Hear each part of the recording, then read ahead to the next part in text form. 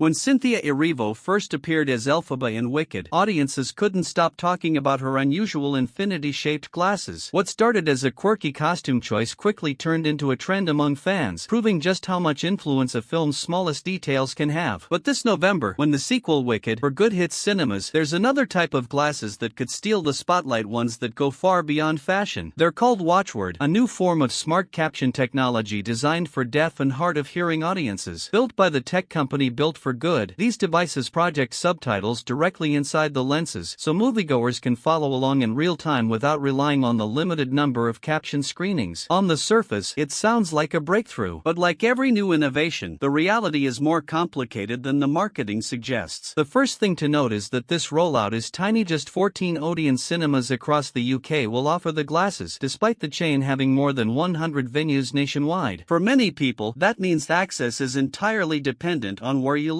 If you're in London, you might have a chance. But if you're in Wales, the only option is Bridgend, which could be hours away. That's not real accessibility, that's a postcode lottery. And while the idea itself is exciting, the technology isn't perfect. Those who tried earlier versions reported serious flaws. At one trial screening in Milton Keynes, the glasses stopped working entirely once the film began, forcing people to abandon their cinema trip. Others complained about how bulky they are, especially for anyone who already wears prescription glasses. Some had to press the frames tightly against their face just to get the text into focus, which is far from practical for a 2-hour movie. But maybe the biggest problem isn't the hardware, it's how wearing them makes you feel. Sitting in a packed theater while wearing a giant headset that clearly signals you're different can be uncomfortable. People stare, and instead of blending in, you're set apart. That's painfully ironic, especially when you remember that Wicked is a story built around themes of being an outsider and facing prejudice. Open caption screenings, by comparison, don't single anyone out. The captions are just there, visible to everyone, and no one has to make themselves known. Still, not all the feedback has been negative. A survey from the first WatchWord trial in Derby earlier this year found that 41% of people still preferred open captions, but at the same time, almost 3/4 of participants said they'd be willing to wear the glasses again, and many admitted they would go to the cinema far more often if this option was available regularly. In fact, over 80% said that if the choice was between wearing the glasses or skipping the film altogether, they'd gladly choose the glasses. That statistic alone shows why this technology is important. It's giving people a way to experience movies they'd otherwise have to miss. The bigger issue, though, is the way cinemas currently schedule caption screenings. Too often, they're shoved into random weekday afternoons, as if deaf people don't have jobs, classes, or busy lives like everyone else. This outdated approach ends up excluding people more than it includes them. And that's why WatchWord matters, not because it's flawless, but because it offers flexibility. Still, it should never replace open captions. The best solution is doing both. Imagine if every cinema offered a balanced mix: open caption screenings at convenient times so entire groups of friends and families could enjoy them together, plus personal devices like WatchWord for anyone who wants privacy or flexibility. That would create true inclusivity, instead of forcing people into a one-size-fits-all system that only works for some. Because here's the truth: cinema isn't just about watching a film. It's about being part of the cultural conversation. It's about seeing the big release the same week everyone else does, joining in on the excitement, and not being left behind because your screening was scheduled at an impossible time or in a venue hours away. Accessibility should never mean compromise. So, are these glasses the future? They might be. They're definitely a step forward, and for some people, they could be life-changing. But if the industry pats itself on the back and stops here, then it risks swapping one problem for another. The real progress will come when technology like this works alongside open caption screenings, not instead of them. Because the ultimate goal isn't just providing tools, it's making sure every person, regardless of hearing ability, feels fully welcome in the cinema. And if the film industry truly embraces that idea, then Wicked for Good won't just be a sequel about friendship and defiance. It could mark the moment when cinemas finally learn to live up to their own promise: stories on the big screen that belong to everyone.